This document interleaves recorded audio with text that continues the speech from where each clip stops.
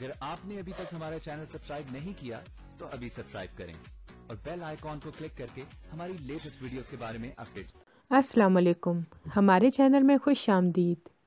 सलार को जब पता चलता है कि चंदा गायब हो गई है, वो नबील के ख़िलाफ़ रिपोर्ट करवा देता है।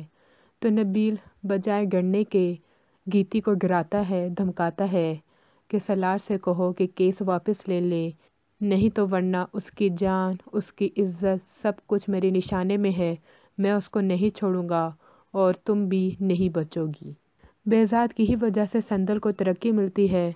जब गीती और सलार की शादी हो जाती है, बेज़ात नाकाम हो जाता है, तो वो संदल को शोबे से निकाल देता है, जिसकी वजह से वो अपनी नानी और माँ पे गुस्सा करती है कि आप लोगों ने गीती की सलार से शादी करवा के अच्छा नहीं किया।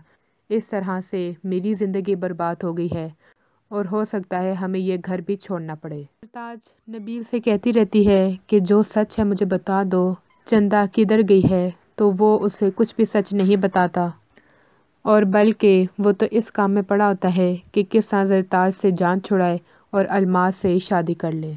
और जोया ने जिस वकील का इंतज़ाम किया हुआ होता है अपने बाप को छुड़ाने के लिए, वो वकील जोया को पसंद करना शुरू हो जाता है और उसकी फैमिली से कहता है कि अगर आप मेरी शादी जोया से करवा देंगे तो मैं आपको रहने के लिए फ्लैट भी दूंगा, पैसे भी दूंगा और आप लोगों का केस फ्री में लड़ूंगा, जिस पे उसकी माँ और बहन दोनों ही मान जाती हैं। मगर जोया इस रिश्ते से साफ इनकार कर देती है कि मैं ऐसा कोई भी रिश्ता नहीं करूँगी। मज़ीद वीडियो तक के लिए अल्लाह हाफ़िज़।